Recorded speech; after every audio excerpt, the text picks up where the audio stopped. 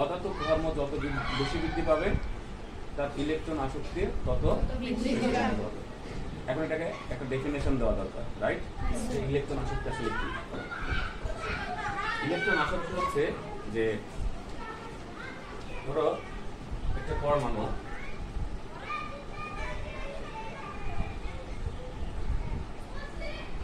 তার তিনটা কক্ষপথ, এটা আউটার মোস্ট সেল, শেষ কক্ষপথ। শেষ কক্ষপথে ভিতরে ইলেকট্রন আছে, এখানে ইলেকট্রন আছে ভিতরে।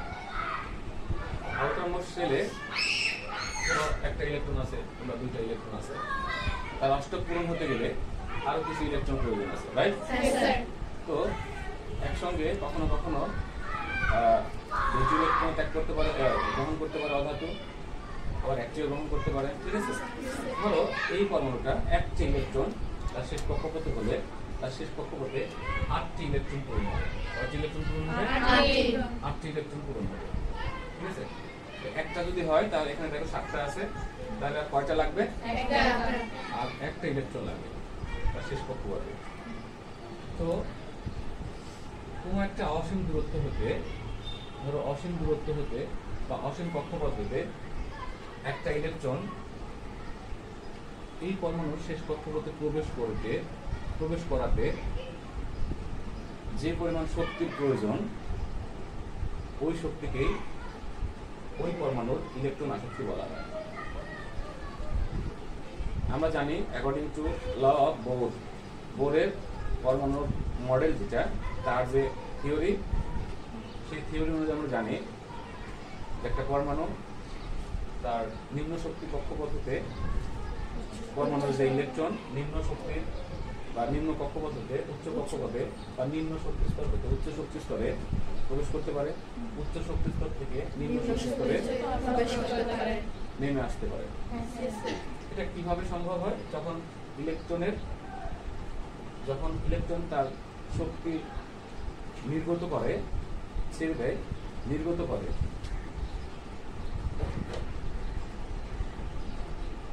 ইলেকট্রন যখন শক্তি নির্গত করে তখন এই চিহ্নটা দেওয়া হয়। ইলেকট্রন যখন শক্তি ছেড়ে দেয় তখন এই চিহ্নটা দেওয়া হয়, রাইট? অর্থাৎ শক্তি নির্গত হচ্ছে, তখন সে উচ্চ কক্ষপথ থেকে নিম্ন কক্ষপথে প্রবেশ করে। ক্লিয়ার? আবার যখন এই ইলেকট্রনটা শক্তি শোষণ করে, শোষিত হয়, তখন নিম্ন শক্তি স্তর থেকে উচ্চ শক্তি স্তরে যায়, বুঝো নাই?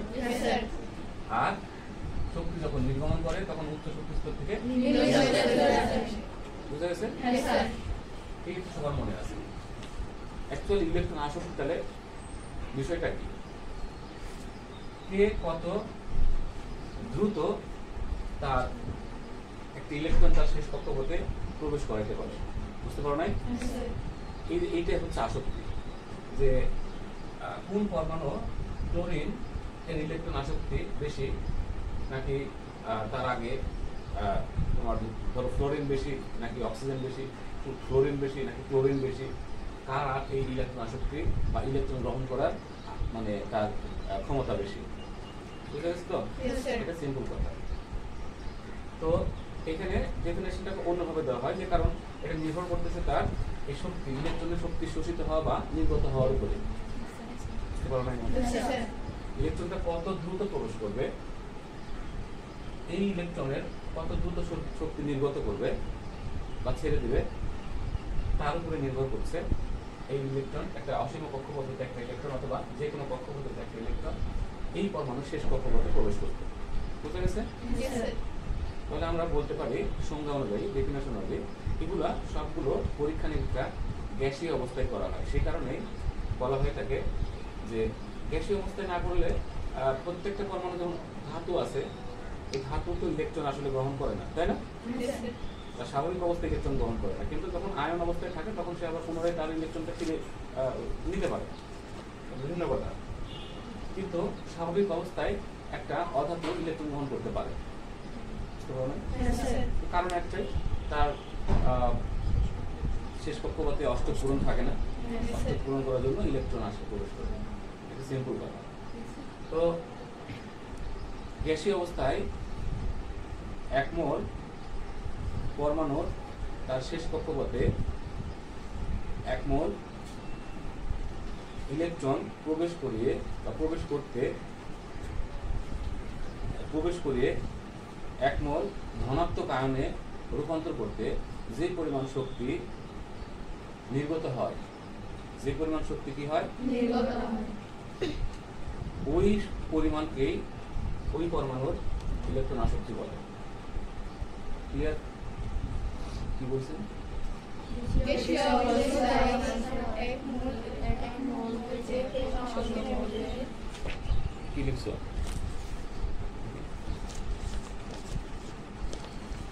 তোমাদের বইয়ে এই ইলেকট্রন আসক্তির সংজ্ঞাটা দেওয়া আছে। গ্যাসীয় অবস্থায় কোনো মোলের এক মোল গ্যাসীয় পরমাণুতে এক মোল ইলেকট্রন প্রবেশ করিয়ে এক মোল ঋণাত্মক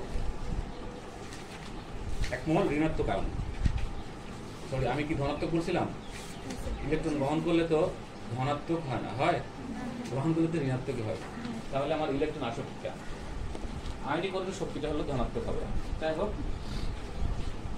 এখানে যে বিষয়টা হবে, ইলেকট্রন যদি প্রবেশ করে তাহলে ওই পরমাণুটা কি হবে?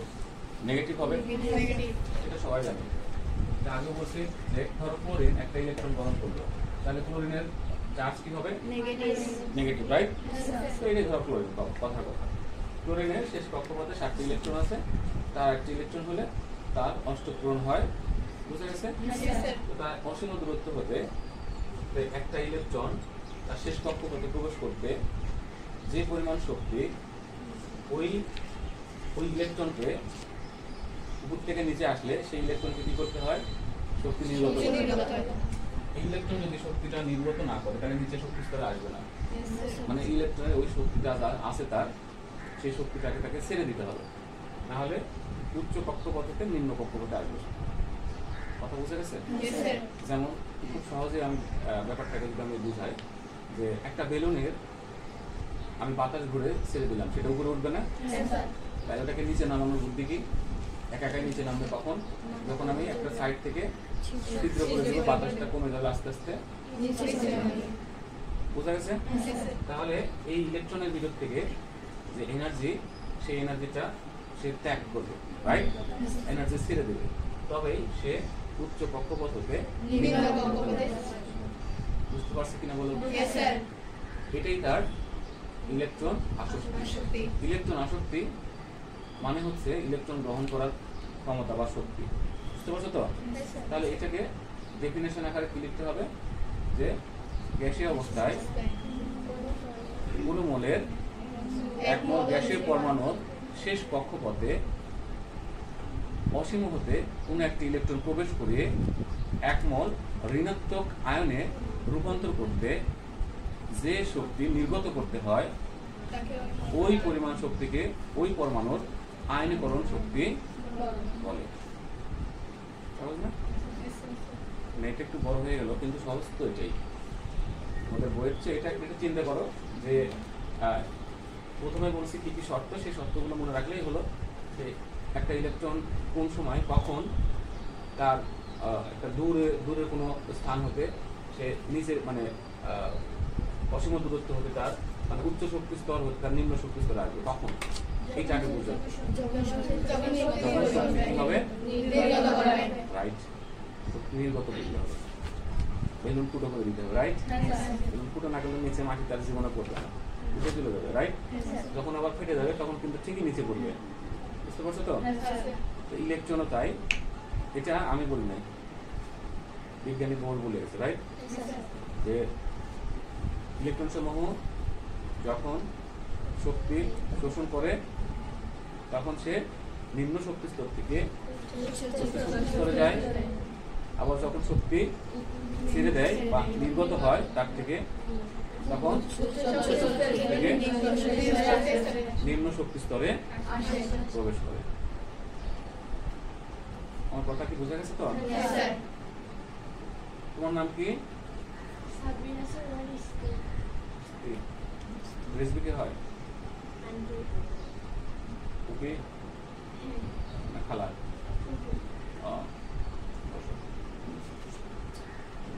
তাহলে তুমি এটা বুঝতে পারছো যে আসলে ইলেকট্রন আসক্তিটা কি?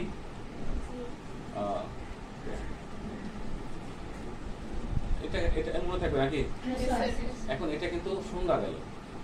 এখন যেটা ব্যাখ্যা যে আমার পর্যায়বৃত্ত ধর্মটা কি হবে এই ইলেকট্রন আসক্তির, সেটা আমাদের ব্যাখ্যা দরকার।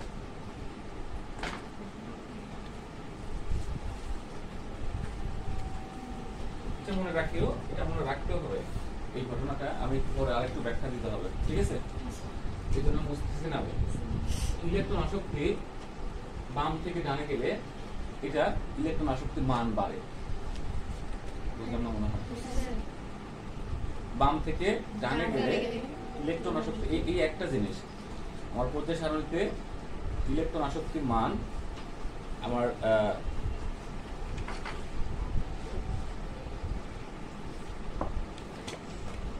পারমাণবিক ব্যাসার্ধ কমলে ইলেকট্রন আসক্তির মান বাড়ে এবং পারমাণবিক ব্যাসার্ধ বাড়লে ইলেকট্রন আসক্তির মান কমে। তাহলে এখানে কি হলো বলতো? বাম থেকে ডানে গেলে কি হবে?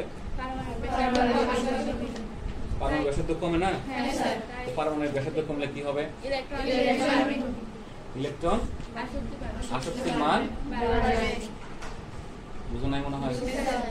এই জন্য এটা রেখে দিলাম। দেখো এখন এটা বুঝবা যে কেন বাম থেকে ডানে গেলে ইলেকট্রন আসক্তির মান বাড়ে। তো আমরা জানি যে পর্যাবৃত্ত ধর্ম একটার সাথে আরেকটা রিলেটেড আছে। তো ওই যে গতদিনে যে নোটসটা আমি বলেছিলাম যে ওই নোটসের মাথা যেটা আছে না, সেই মাথাটা সবগুলোতে লাগাইতে হবে। ওই নোটসের মাথাটা সব জায়গায় লাগাইতে হবে।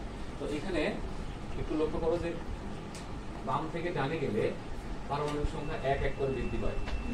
বুঝতে পারো না মনে হয়?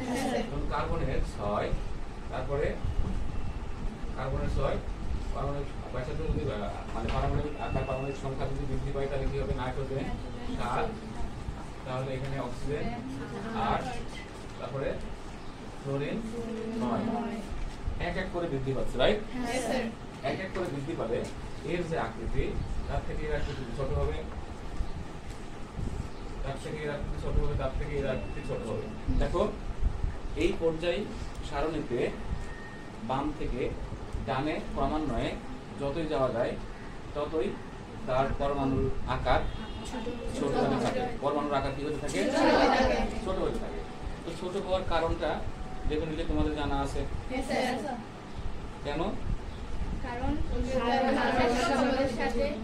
শেষ কক্ষপথে এক এক করে ধরো এটা ইলেকট্রন আছে হচ্ছে যে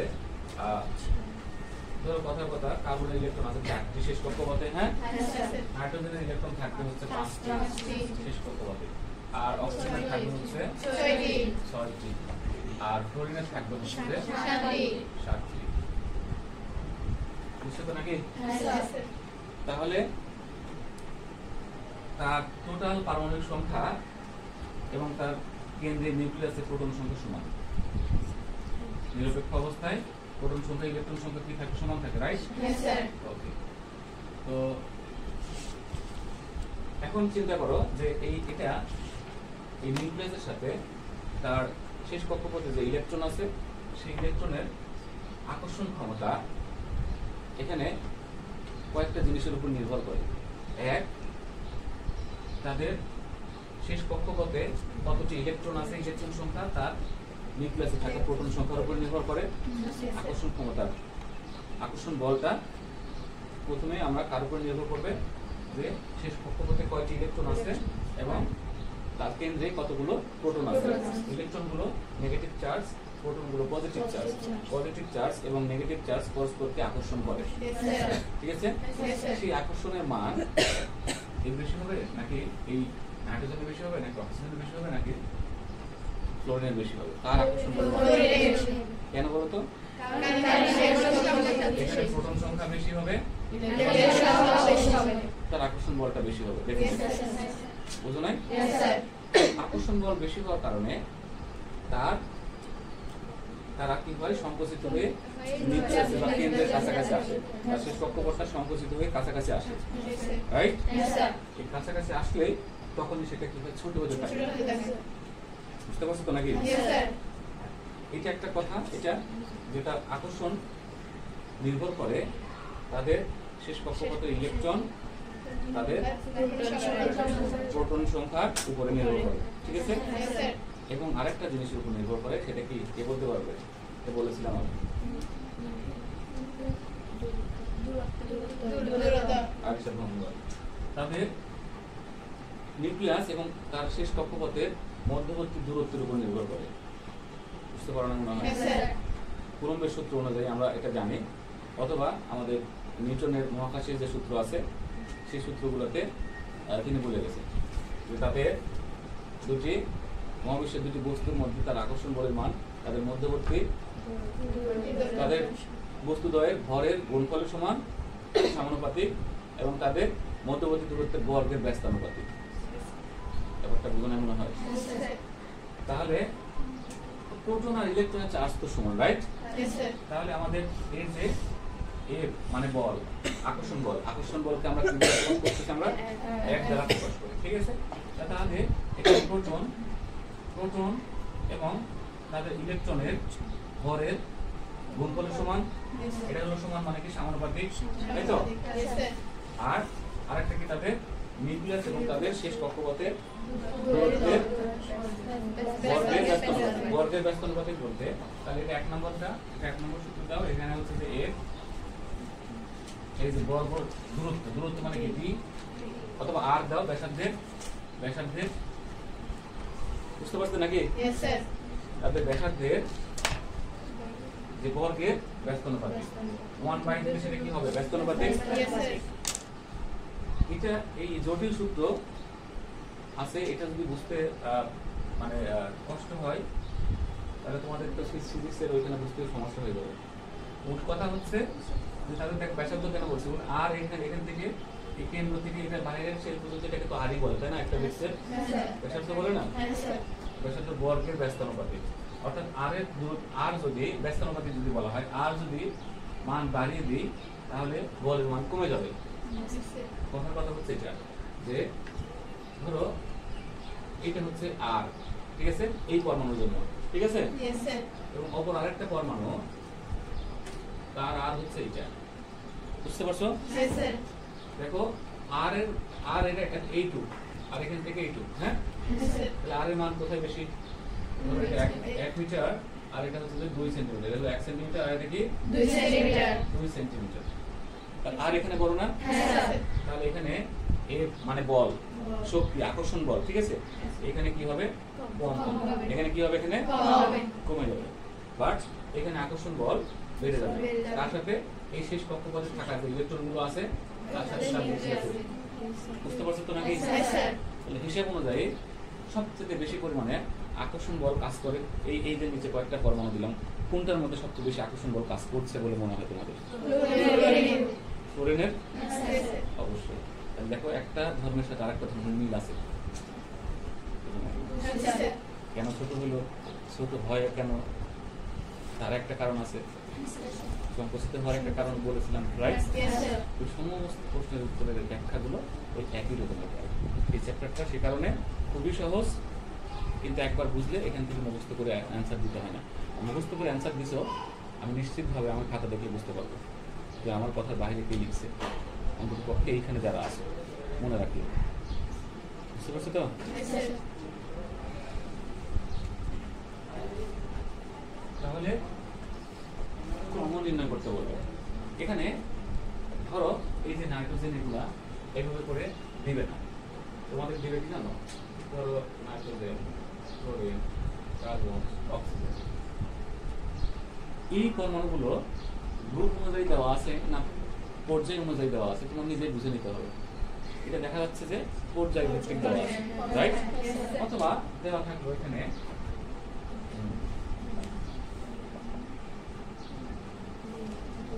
ফ্লোরিন, ব্রোমিন, আয়োডিন। এটা তোমরা এখন বুঝো, তাই না? Yes, sir. তাহলে তোমাদের পরীক্ষার খাতায় ভুল হওয়ার সম্ভাবনা 0%। বুঝা গেছে? Yes, sir. তাহলে তোমাকে বলবে যে এটা এলোমেলো করে দেওয়া থাকবে, হ্যাঁ, এলোমেলো ভাবে দেওয়া থাকবে। এটা ব্রোমিন আগে দিল এভাবে করে, বলবে যে মৌলগুলোর পর্যায়ভিত্তিক ধর্ম ইলেকট্রন আসক্তির ক্রম নির্ণয় করো। বুঝতে পারছো? Yes, sir. ইলেকট্রন আসক্তির ক্রম ঊর্ধ্বক্রমে সাজা বা নিম্নক্রমে সাজা ক্রম নির্ণয় করলে বললে আমরা বুঝে নেব, ঠিক আছে? এবং এখানেও এটাও এখানেও বলবে যে উদ্দীপকের পরমাণুসমূহের ইলেকট্রন আসক্তির ক্রম নির্ণয় করো। বুঝা গেছে? এখন ক্রম নির্ণয় একটু আগে আমি করে দেখালাম, রাইট? পারমাণবিক ব্যাসার্ধ দেখালে ছবিটা দিবা, যাতে করে এটা হচ্ছে যে একজাক্টলি রেজাল্ট ভালো রেজাল্ট পাবে। বাট অন্যান্য জায়গাতে কোনো জায়গাতে ব্যাখ্যাগুলো দিলে তুমি জাস্ট এভাবে ছবি এঁকে দেখাতে পারো, ঠিক আছে? না বললেও তুমি জাস্ট খালি লিখে দিলেই হবে যে এইটার চেয়ে বড়, এটার চেয়ে বড়, এটার চেয়ে বড়, ছোট। বুঝো না মনে হয়? ছোট, বড় থেকে ছোট কথাগুলো লিখে দিবা, বুঝা গেছে? আর বাংলায় লিখে দিবা ওই ব্যাখ্যাগুলো, যে ব্যাখ্যাগুলো আমি লিখে দিয়েছি তোমাদের, সেগুলো বাংলায় লিখে দিবা। আর ক্রমটাকে নির্ণয় করতে গেলে কিভাবে আমরা দেখলাম যে ইলেকট্রন আসক্তির ক্রমটা কেমন ছিল, ইলেকট্রন আসক্তির ক্রমটা কেমন ছিল, কার ইলেকট্রন আসক্তির মান সবচেয়ে বেশি ছিল।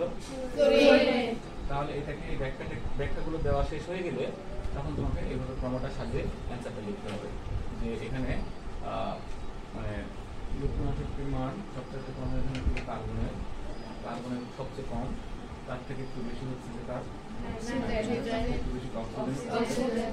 এখানে ব্যতিক্রম আছে কিন্তু, ঠিক আছে? তোমাদের বইতে ব্যতিক্রম দেওয়া নাই, তো সমস্যা নাই। এখানে নাইট্রোজেনে কিন্তু ব্যতিক্রম আছে, ঠিক আছে?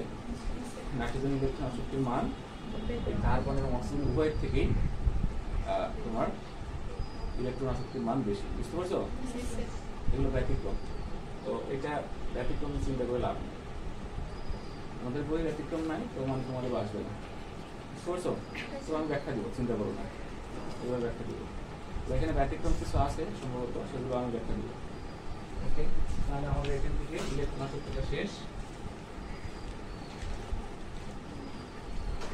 এবার আয়নীকরণ শক্তি, যদি আয়নীকরণ শক্তিটা আগে আছে, জাস্ট ইলেকট্রন আসক্তিটা আমি আগে বললাম। আয়নীকরণ শক্তি, আয়নীকরণ শক্তি একটি পর্যায়বৃত্ত ধর্ম, বুঝে গেছে? অন্যান্য ধর্ম যেভাবে পর্যায়ক্রমে আবর্তিত হয়, এই আয়নীকরণ শক্তি এটাও পর্যায়ক্রমে আবর্তিত হয়। আয়নীকরণ শক্তিও বাম থেকে ডানে গেলে ক্রমান্বয়ে বৃদ্ধি পায়। ব্যাখ্যা একই, প্রায় সেম একই কথা। আয়নীকরণ শক্তি, আয়নীকরণ এটা জানতে হবে, এটা ডেফিনেশন বা সংজ্ঞা দিলেই জানলে তোমরা বুঝতে পারবে। ইলেকট্রন আসক্তি যেমন ইলেকট্রন গ্রহণ করার ক্ষমতা, ঠিক অনুরূপভাবে আয়নীকরণ শক্তি হচ্ছে ইলেকট্রন ত্যাগ করার ক্ষমতা। সহজ হয়ে গেল না? তাহলে তার উল্টা সংজ্ঞাটা তোমরা এখানে লিখে দিবা। কিভাবে বলবা? গ্যাসীয় অবস্থায় এক মোল পরমাণু শেষ কক্ষপথে এক মোল ইলেকট্রন ত্যাগ করিয়ে এক মোল ধনাত্মক আয়নে পরিণত করতে যে শক্তি নির্গত করতে হয়, যে শক্তি এখানে নির্গত করতে হবে, নির্গত করলে তো ইলেকট্রন উপর থেকে নিতে, আমি যা বলবো তাই বলবা, এটা তো তোমার, তাহলে কি করতে হবে? এখানে ইলেকট্রনকে কি করে দেখো, ইলেকট্রন এই জায়গাতে ইলেকট্রন, ধরো এটা শেষ কক্ষপথ, হ্যাঁ, এইখানে ইলেকট্রন গুলো এই কোনো কক্ষপথে ইলেকট্রন আসবে, ঠিক আছে? সেটা এখানে আছে, এই ইলেকট্রনটা তার অসীম কক্ষপথে অসীম দূরত্বে নিতে হবে। অসীম দূরত্ব মানে কি? অসীম দূরত্ব মানে হচ্ছে যে এই ইলেকট্রনের সঙ্গে যার কোনো আকর্ষণ থাকবে না, সে যতদূর পর্যন্ত যেই কক্ষপথে নিলে এই ইলেকট্রনের নিউক্লিয়াসের সাথে কোনো আকর্ষণ থাকবে না। বুঝতে পারছি কিনা বলো? এটা অসীম। তো শেষ কক্ষপথে একটা ইলেকট্রন অসীম দূরত্বে নিতে এখানে কি করা লাগবে? শক্তি সে শোষিত করবে নাকি শক্তি ছেড়ে দিবে? সে ছেড়ে দিলে তো নিচে নামার কথা না? বুঝতে পারছো তো? তাহলে এই শক্তিকে শোষণ করলে সে উপরে উঠবে, তারপরে আরো শক্তি শোষণ করলে সে উপরে উঠবে, আরো উপরে উঠবে। বুঝে গেছে? তাহলে আমরা এখান থেকে এটা বলতে পারি যে গ্যাসীয় অবস্থায় 1 মোল পরমাণুর শেষ কক্ষপথে 1 মোল ইলেকট্রন অসীম দূরত্ব নিতে যে পরিমাণে শোষণ করে ওই শক্তিকেই প্রথম আয়নীকরণ শক্তি বা আয়নীকরণ শক্তি বলে। আয়নীকরণ শক্তি প্রথম আয়নীকরণ, দ্বিতীয় আয়নীকরণ, এগুলো ক্লাসে এগুলো পাবো, সমস্যা নেই। তো যাই হোক, খুবই সহজ। একটা হচ্ছে যে ইলেকট্রন গ্রহণ করা আর একটা ইলেকট্রন ত্যাগ করা। বুঝছি তো নাকি? এবার এই যে আয়নীকরণ শক্তি বাম থেকে ডানে গেলে বা উপর থেকে নিচে গেলে এটা পর্যায়ক্রমে আবর্তিত হয়। হ্যাঁ, প্রত্যেকটা ধর্মই তাই, এটা কম বেশি হয়, আবর্তিত হতে থাকে, রাইট? তাহলে এখান থেকে আমাদের ধরো এটা ওই একই জিনিসটা আমরা বললাম যে এখানে কার্বন, ঠিক আছে? কার্বনের যে ইলেকট্রন ত্যাগ করবার ক্ষমতা, আর প্রথমে ধরো এখানে লিথিয়াম আছে, তারপরে বেরিলিয়াম আছে, তারপরে বোরন আছে, তারপরে আছে কি কার্বন, ঠিক আছে? এখন তোমরা একটু চিন্তা করো যে লিথিয়াম, বেরিলিয়াম, বোরন এবং কার্বন, তোমার নিজের থেকে চিন্তা করো যে এখানে এখানে এখানে এখানে এখানে ইলেকট্রন ত্যাগ করার ক্ষমতা, রাইট? আয়নীকরণ শক্তিতে ধনাত্মক আয়নে রূপান্তর করতে হবে। ইলেকট্রন ত্যাগ করলে সেটা কি আয়নে রূপান্তরিত হয়? ধনাত্মক আয়নে রূপান্তরিত হয়। আর আগেরটা কি ছিল? ইলেকট্রন গ্রহণ করলে ঋণাত্মক আয়ন হবে। বুঝছি তো? তাহলে এখানে একটু চিন্তা করো যে লিথিয়াম, বেরিলিয়াম, বোরন এবং কার্বন এর মধ্যে ওই ইলেকট্রন ত্যাগ করবার ক্ষমতা কার বেশি? লিথিয়াম ডেফিনেটলি এটা মুখস্থ ধাতু, ধাতু সমূহ সহজে ইলেকট্রন ত্যাগ করে আউটার মোস্ট সেলে তার ইলেকট্রনগুলো অযুগ্ম থাকে, কম থাকে, কম ইলেকট্রন থাকে, বুঝো না মনে হয়? সিঙ্গেল ইলেকট্রনগুলো থাকে, সেগুলো সহজে ছেড়ে দিতে পারে। তো সেটা ধাতু লিথিয়াম ছেড়ে দিবে দ্রুত, কারণ তার শেষ কক্ষপথে একটা ইলেকট্রন আছে, তারপরে এটা দুইটা আছে, তার ছেড়ে দিতে একটু কষ্ট হবে। বোরন তার শেষ কক্ষপথে তার আরেকটু বেশি কষ্ট হবে, অর্থাৎ শক্তির পরিমাণটা একটু বেশি লাগবে। শক্তি এটা ছেড়ে দিতে গেলে তার কিছু পরিমাণে বেশি পরিমাণ শক্তি করতে হবে, শোষণ করতে হবে। অর্থাৎ শক্তি শোষণ করা মানে আমি এখানে শক্তি প্রয়োগ করব, সেটা সে শোষণ করবে, তখন সে নিম্ন শক্তি স্তর থেকে উচ্চ শক্তি স্তর। তারপরে এটা আবার ইলেকট্রন ছেড়ে দিতে গেলে আরেকটু বেশি কষ্ট হবে, বুঝলে মনে হয়? সিম্পল হিসাব সহজ। ব্যাখ্যা কিন্তু এটা নয়, ব্যাখ্যা সবগুলোর একই রকমের ব্যাখ্যা প্রায়। এই ধরনের ব্যাখ্যা হওয়া উচিত এখানে। কেন এটা হয়? ছেড়ে দেওয়ার, ত্যাগ করার এই শক্তি, কার্বনের শক্তি, মানে এখানে দেখো কার্বন বলতেছে যে লিথিয়াম, বেরিলিয়াম, কার্বন, কার্বনের ইলেকট্রন আয়নীকরণ শক্তির মান বেশি হবে কেন?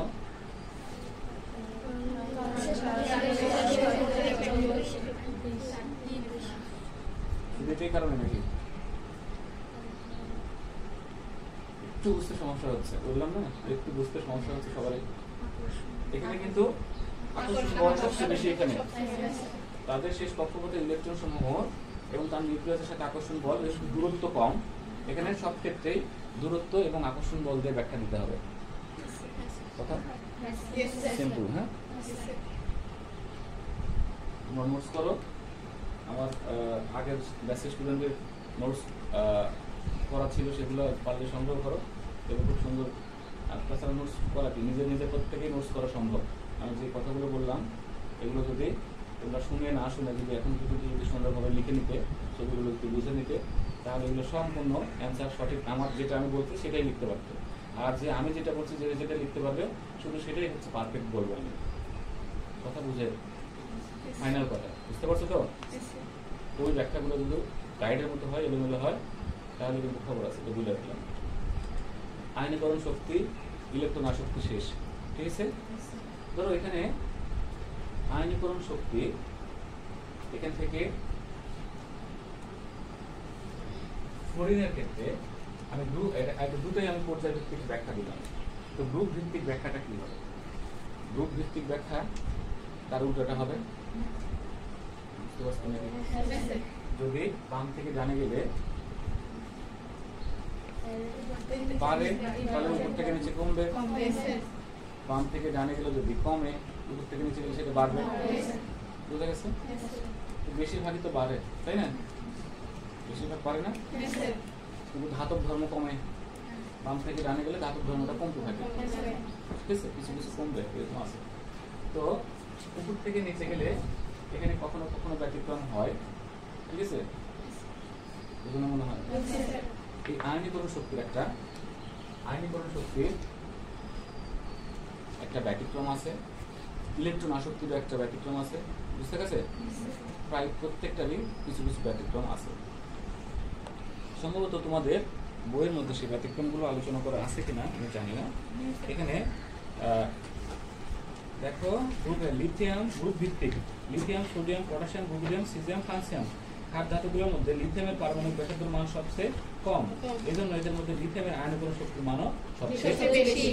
ওই যে দূরত্ব কমলে কি হবে? আকর্ষণ বল বাড়ে। বাড়ে। Yes, sir. দূরত্ব কমলে আকর্ষণ বল বাড়ে। আর দূরত্ব কমলে কার সাথে কার দূরত্ব?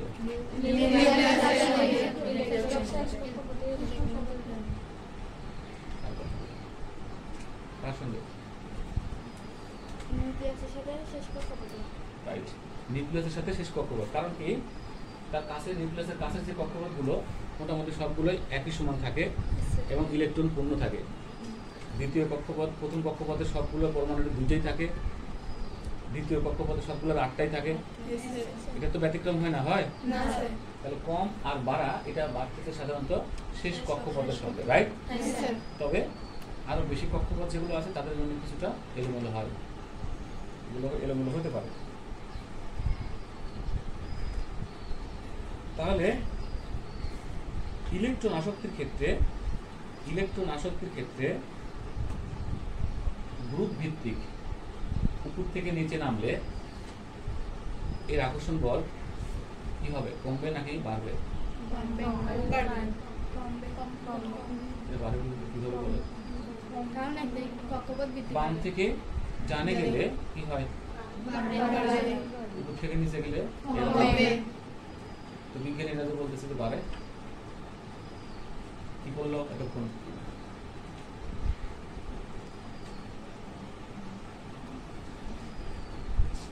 ওকে, ব্যতিক্রম যেগুলো সেগুলো কিছু কিছু আলোচনা করা দরকার।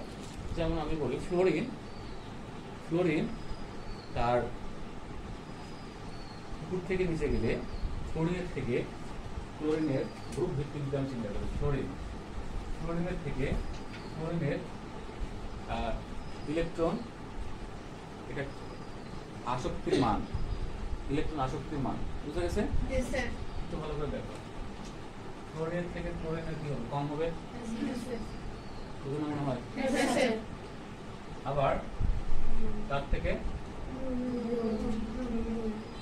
একটু ভালো করে দেখো তো এটা কি হলো? এখানে ইলেকট্রন আসক্তির মান সবচেয়ে এটা হওয়ার কথা, মানে এই উপর থেকে নিচে গেলে কি হচ্ছে? যে বাড়তেছে না? এটা Yes, sir. কিসের ক্ষেত্রে বাড়তেছে? এটা তো কমার কথা। Yes, sir. এটা দেখে কি মনে হচ্ছে? বাড়তেছে কিনা? কি হচ্ছে? ক্রমান্বয়ে বাড়তেছে না? Yes, sir. আমি যদি ইলেকট্রন আসক্তি বলি বা আয়নীকরণ শক্তি বলি তাহলে এই ক্রমটা ভুল। এই ক্রমটা কি? ভুল। তাহলে ক্রম করতে হলে কিভাবে? এটা সবচেয়ে বেশি, তার থেকে কম, তার থেকে কম। এটা সবচেয়ে বেশি, তার থেকে কম, এটার থেকে এটা কম, এটার থেকে আবার এটা কম, এটার থেকে এটা। তাহলে ক্রম নির্ণয়ের ক্ষেত্রে ভুল করা যাবে না, তাই তো? Yes, sir. ক্লিয়ার তো নাকি এটা? Yes, sir. ক্রম নির্ণয়ের ক্ষেত্রে ভুল করা যাবে না। কিন্তু এখানে ভেজাল আছে একটা, এটা হচ্ছে ফ্লোরিন সবার সামনে, ফ্লোরিন এখানে, তারপর বাকিগুলো ঠিক আছে। দেখো তো কি একটা ঝামেলা।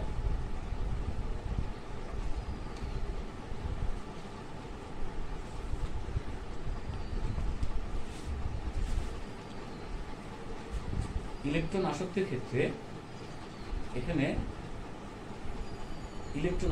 আবার বলতেছি কার ক্ষেত্রে? ইলেকট্রন আসক্তির ক্ষেত্রে। ইলেকট্রন গ্রহণ করার ক্ষমতা না? Yes, sir. সেক্ষেত্রে ক্লোরিনের এই ইলেকট্রন আসক্তির মান বেশি হওয়ার কথা ছিল ফ্লোরিনের। Yes, sir. বুঝলেন না? Yes, sir. সিরিয়াল ব্রেক হলো না এখানে? Yes, sir. উপর থেকে নিচে গেলে ক্রমান্বয়ে কি হতে থাকে, কমতে থাকে। কমতে থাকে।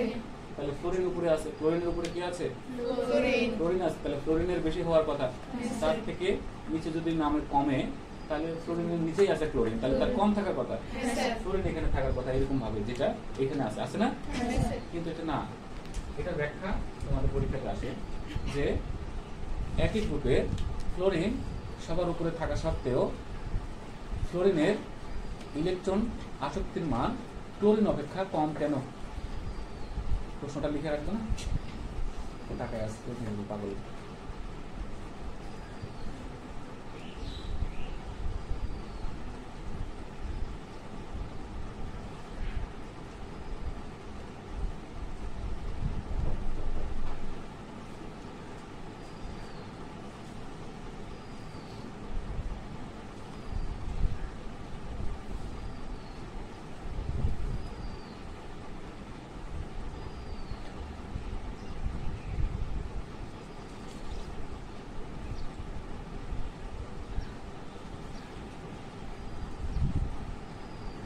ফ্লোরিনের এই ব্যতিক্রমের কারণ ব্যাখ্যা করতে বলবে। ব্যতিক্রম আছে তোমাদের গাইডের বইয়ে সম্ভবত নাই।